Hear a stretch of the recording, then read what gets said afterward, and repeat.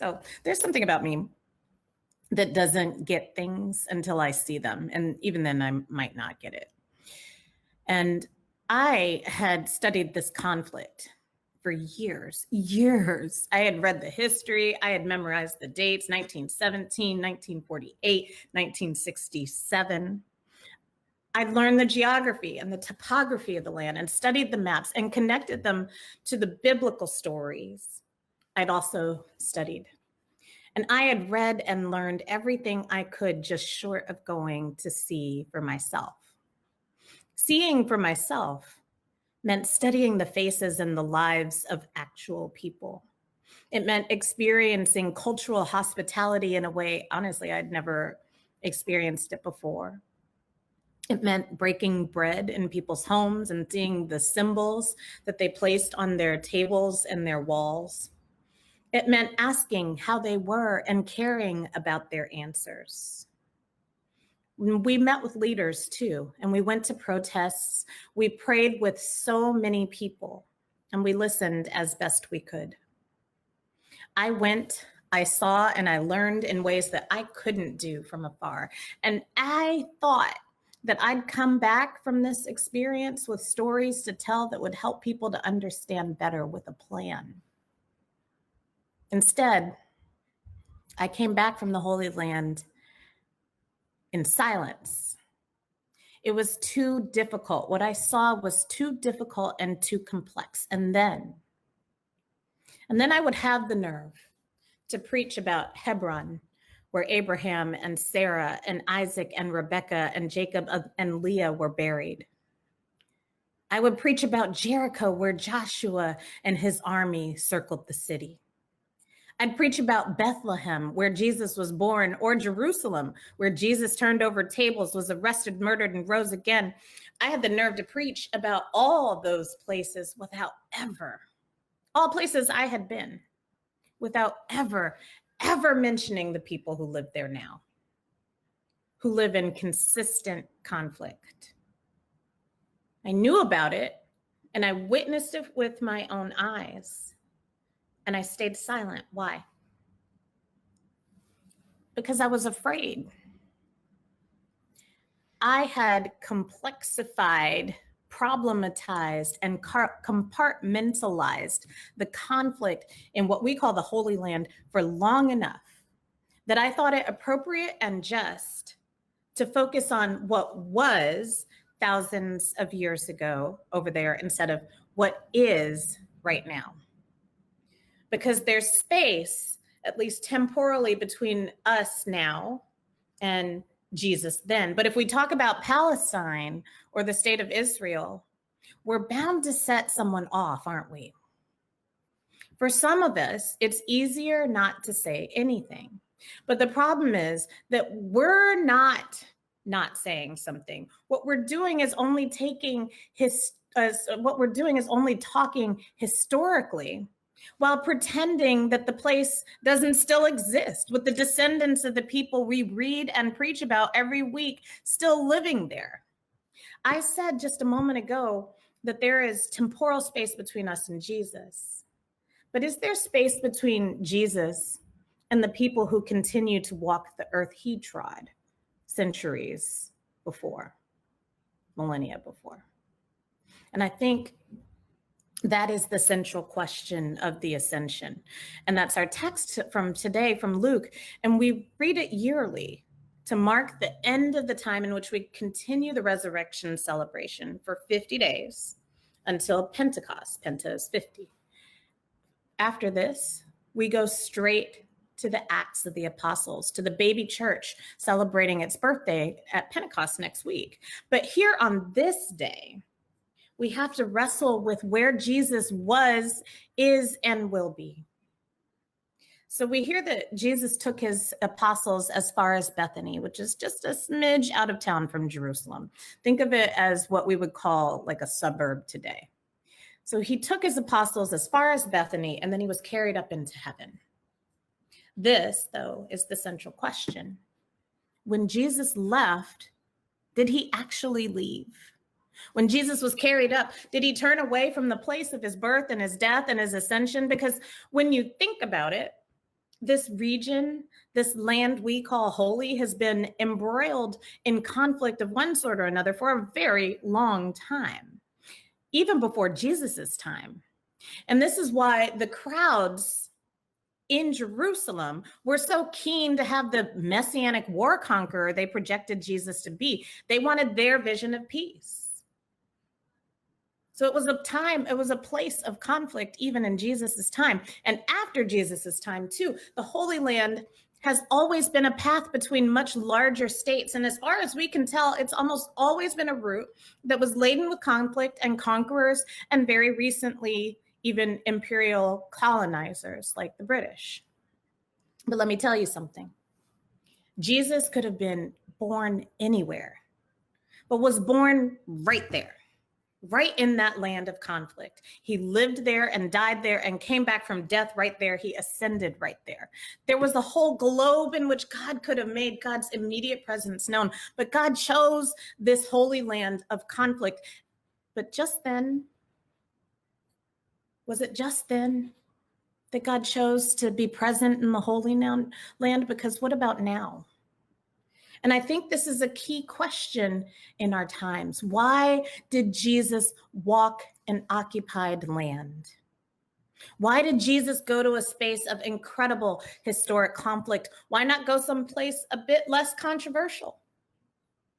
And who was the man named Jesus anyway, but a Palestinian Jew who knew and was God? That's what our faith teaches, you realize. And our text today from the Gospel of Luke, you need to understand, is part of a larger narrative. And if you didn't know, Luke is believed to have been authored by the same person who wrote the book of Acts, or the Acts of the Apostles, which we're going to hear from next week for Pentecost. And this matters because you need to understand that the story of Jesus's ascension, the time when he was taken up to the heavens, is part of a longer story.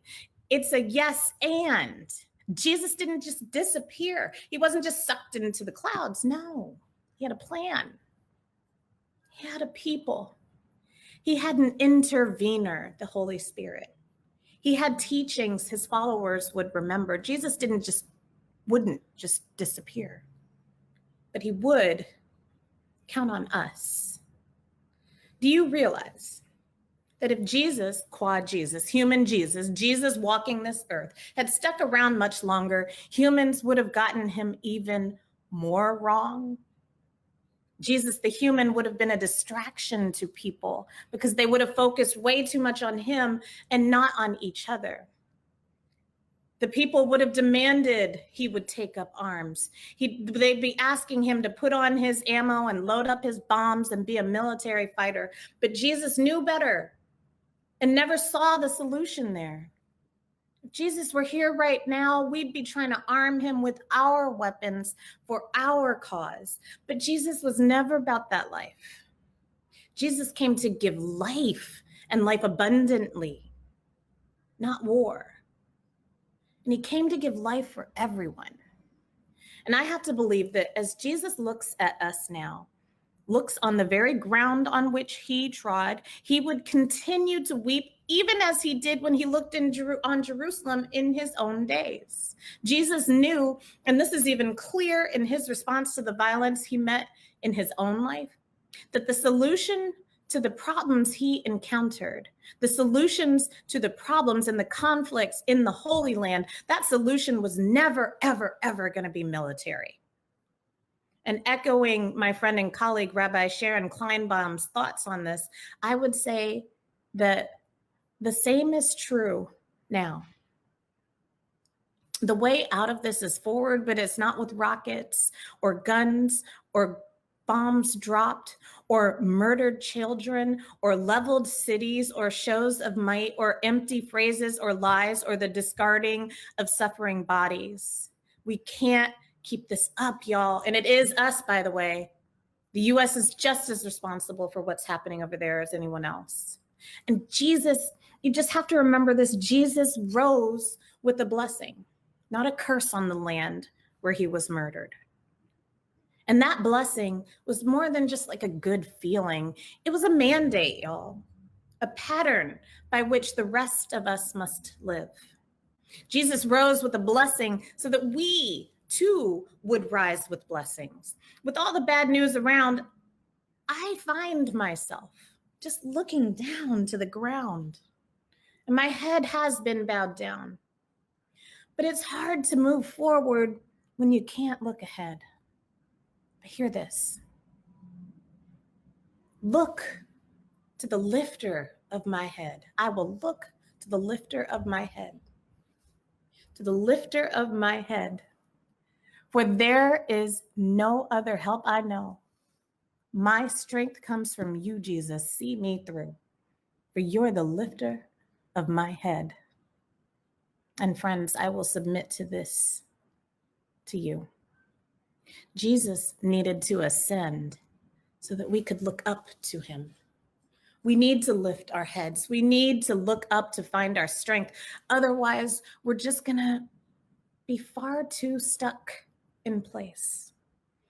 But when we look up, we can see the lifter of our head. We can see the one who will always come along and strengthen you. Look. Jesus ascended so that we don't look down, we look up. Jesus ascended so that we could all be ascendant, not just some of us. Jesus showed up as a brown, woolly-haired Palestinian Jew with purpose to lift us all up. And if we're not all being lifted, if we're not all being held and protected, if our babies have to worry that security is for someone else and safety is not for them, then our babies are being laid low and not lifted. But Jesus ascended with blessings. But if those blessings aren't for all of us, then whatever privileges we're enjoying are not coming from God. Do you understand that? Jesus is a lifter. God is the lifter. When circumstance has you down, when the Rona has you down, when depression has you down, when you can't figure out where you're going to wear a mask or what, when violence has you shivering in the corner, did you know? Have you not seen? Have you not heard that Jesus is your lifter? But not just yours. Jesus came and ascended so that we could all be lifted. So receive your blessing. Get your grace. But know ye this. If you feel lifted at the expense of another, then that's not the work of God. Ascension is for all. And if we do find ourselves to be lifted, we need to look to the places where others are laid low. It's not just at our discretion, it's our duty. We cannot look away.